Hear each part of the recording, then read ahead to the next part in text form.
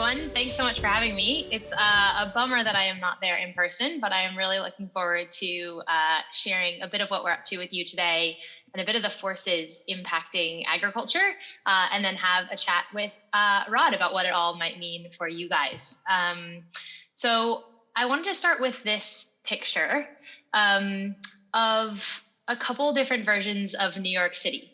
On the left, you see New York City in 1905. And on the right, you see New York City in 2015.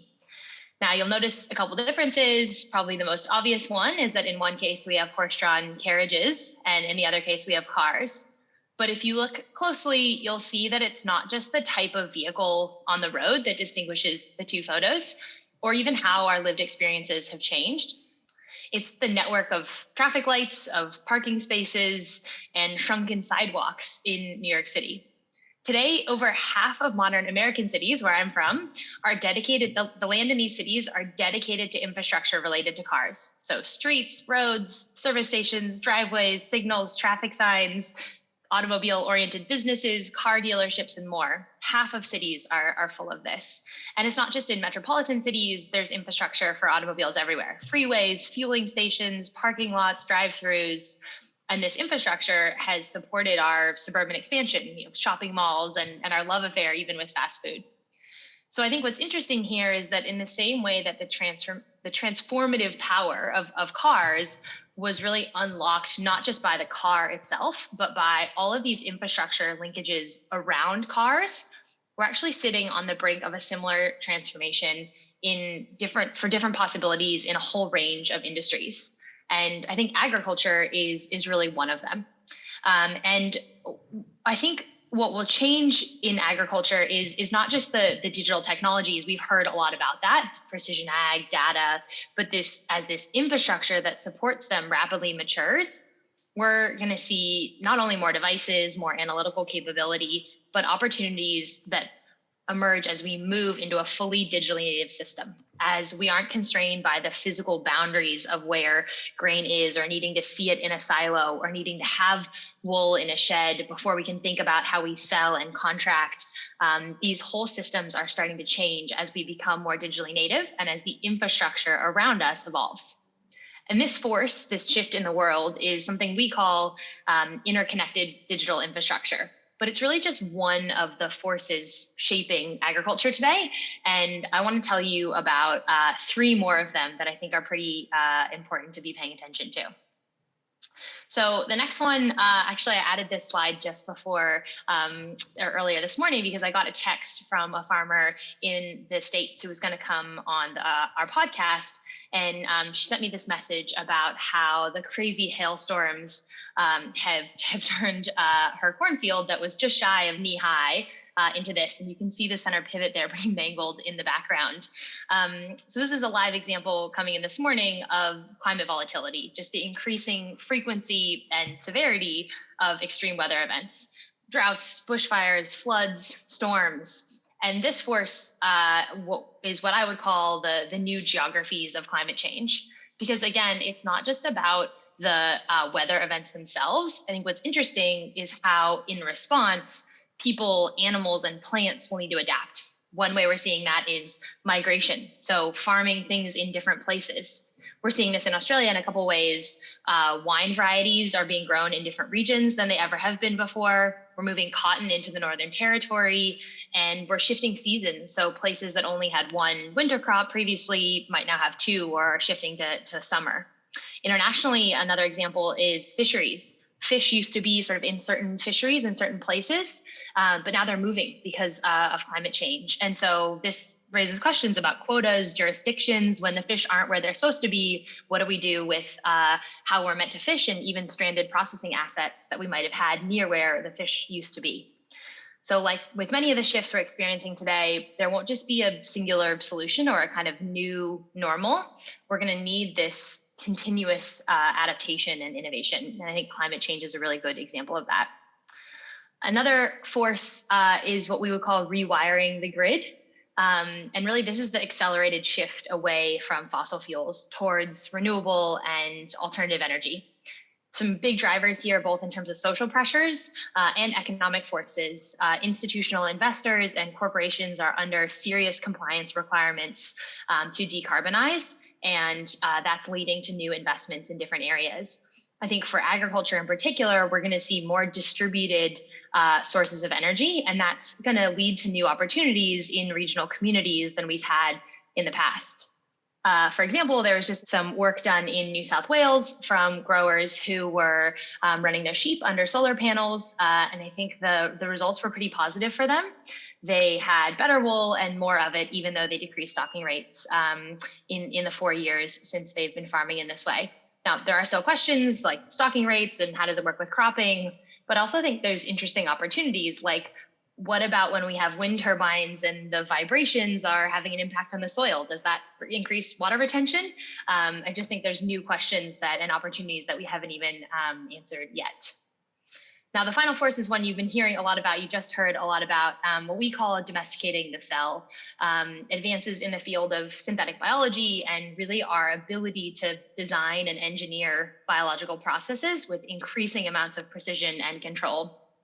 It's still, I would say, in the decently early days, but I see big potential here, both because of the range of applications and the amount of money flowing in. So, familiar applications and things we've heard about today, like engineering plants and animals for desirable traits, or even extending these capabilities into novel foods, like we've been talking about in alternative protein. But I also think there's new opportunities like biopackaging, like novel sensors. We've just looked at a company that's using synthetic biology to produce lactoferrin, the key ingredient in breast milk, or synthetic biology to create new livestock feed additives that inhibit methane emissions. So there's a whole range of opportunities, some of which will actually be quite positive for traditional agriculture, but all of which will require changes in mindset, in ways of working, and maybe even in value chains, as well as increased consumer trust as we need to build that up for these new technologies. Overall, in talking to leaders, across the world, really in agriculture about these forces, there's a couple key insights. They're not happening independently; they're combining, and that creates new challenges and new opportunities. And one option is for us to just call this science fiction, to say that all of this is, too far away from traditional production and traditional agriculture today. But when I talk to leaders on farms and in boardrooms around the world, like this farmer, vegetable farmer in Victoria, they're thinking about what these big shifts might mean, not whether they will happen, but what they might mean and how you could start planning today for the complex challenges we'll face tomorrow. Even if we don't get them right, there's opportunities to do things differently today to make sure that you thrive in this increasingly complex future.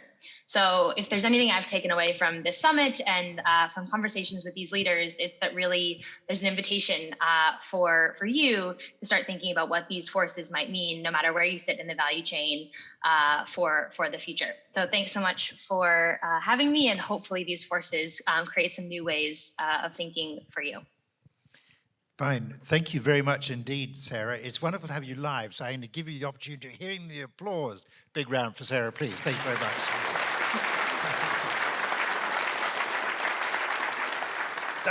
Because that's the worst part when you pre-record.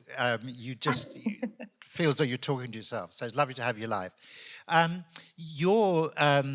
Thank you for your very interesting laying out there of 4 big forces. And I know that's part of the 5 in your Future Forces report. So we'll make sure that everybody here gets a link to that so they can drill down and see where you're going with it. But if I may just pick up on a couple of points. The first one is about how these forces come together. And I know you've been doing quite a lot of thinking about how that changes, for example, the design of farms. And I was wondering if you could just perhaps give us an idea of how these forces come together in what a certain farm might look like in the future.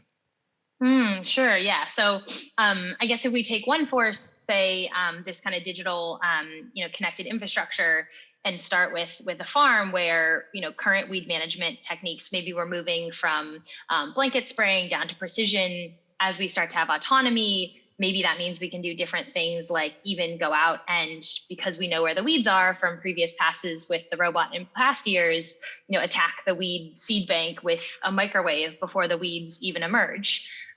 Maybe in fruit picking, we might not even need cool room storage because we know where the fruit is on the tree before it's even ready to go. So these are changes on farm that we're starting to see with autonomy, but they're actually having impacts into the supply chain as we think more about this infrastructure, because the supply chain might be demanding, cotton that's produced to certain environmental standards, or fruit that's produced to certain environmental standards or to certain quality standards. And we know this before it even arrives. And we can actually be responsive to those supply chains downstream.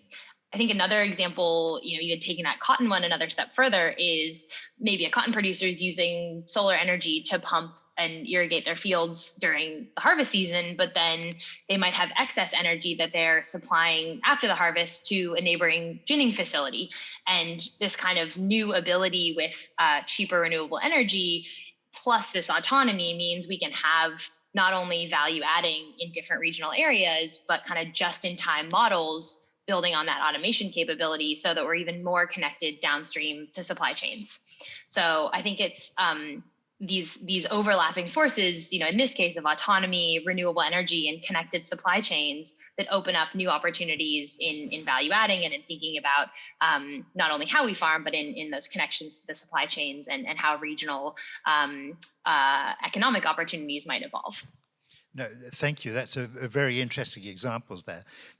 Now, when you get round to synthetic biology, you've got a very interesting thought going on through your work, that it's not either or as a narrative about conventional biology versus synthetic biology, but about blended products and perhaps some novel production processes for more conventional products.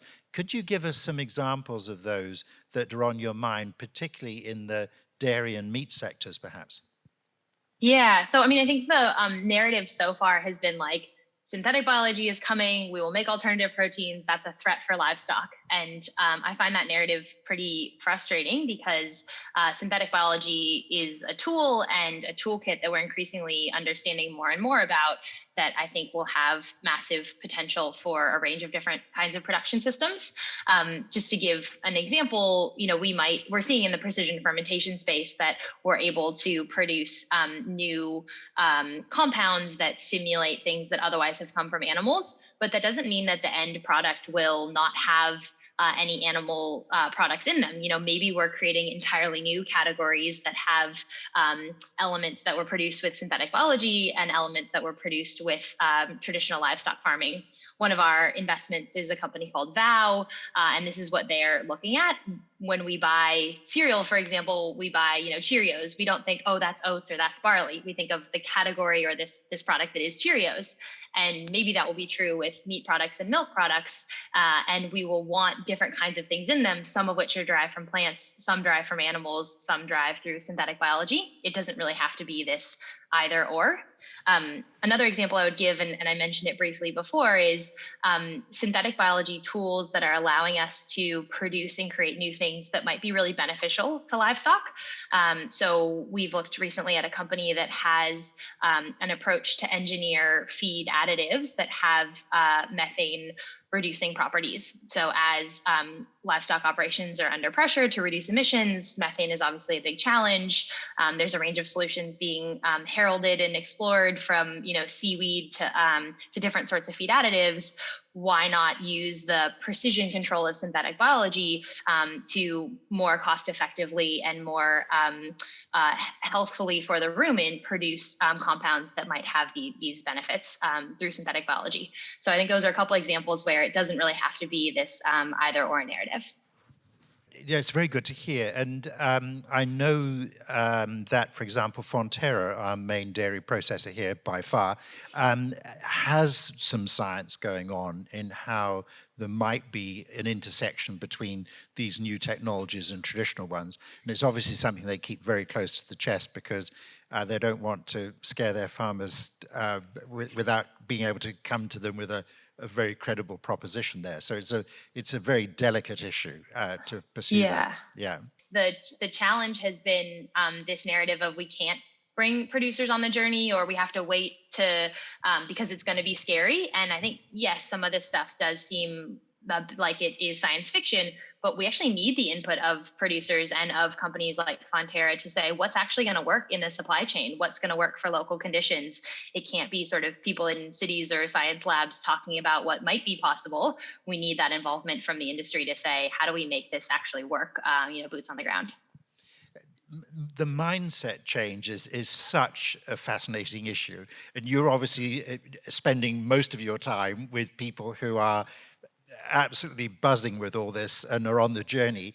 But when you do run across people who just seem horribly stuck and just feel they can't change or won't change or don't need to change, what are some of the strategies you use to try to persuade them that they do have a future? They just need to start working on it. Yeah, I mean, I think listening is the first one, right? Like like you said, I'm often in a lot of rooms with innovators and with people coming at this from new perspectives, whether that's technology or business or other geographies. So if I'm in the room, whether it's a company that's struggling to think about new business models, or a producer worried about some of these new technologies, I think the first one is listening. What actually are the concerns? How does it work today? And you always learn something new about these different mindsets. I had a producer recently saying, he really didn't want to change into livestock farming. He's a cropping farmer, really just didn't want to change. And it wasn't until his neighbor was running sheep and the sheep were managing the weeds for him, and he had a big weed problem. He had gone around the world trying to look at new weed management tactics, that he finally said, all right, I've just got to change and get over the sheep thing. And the way that I will do that is bring in a manager to run the sheep part of the operation. So I don't like sheep, I don't have to, but it clearly makes economic sense. And I think by coming in, not saying, I know the answer and you should, farm regeneratively or whatever, but listening to examples of where changes have happened in the past and tough decisions have been made, you always pick up new tips about, whether it's seeing the neighbor do it, or whether it's that economic case, or whether it's we needed to bang on all the doors that didn't open before we were willing to see the one that did. You wouldn't get any of that insight until until I was able to listen and hear those stories. Lastly, if I may, in addition to being a very insightful analyst, you're also a venture capitalist. You're a venture investor, hence the company Tenacious Ventures. What's a field that's starting to emerge that just sort of kind of blows your mind, or even just you go, what? How could that possibly be a thing? And you're just kind of excited about what the potential might be. Yeah. One a rabbit hole we've been down recently is around new tools for risk management and insurance in agriculture, as we think in particular about moving from kind of traditional insurance, indemnity insurance, what was the damage and having to prove that it happened, to maybe parametric insurance and using more index-based products, but then into embedded products. As we know so much about the seeds and the inputs and the tools we're using on farm, what happens when we can package in financial instruments to those products? Not only what does it mean for farmers in terms of risk management tools, but what does it mean for who's selling those products? Is it an equipment company or an input company? Is it some new digital kind of company? Who's providing that data?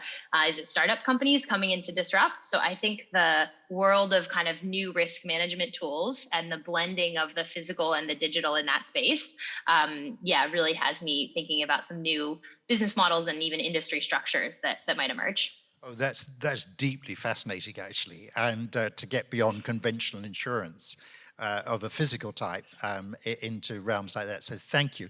Very sadly, we've got to stop. We hugely appreciate your time. Lovely to have you with us live. And one last big hand for Sarah, please. Thanks very much. Go well. Thanks, Rod. Thank you all.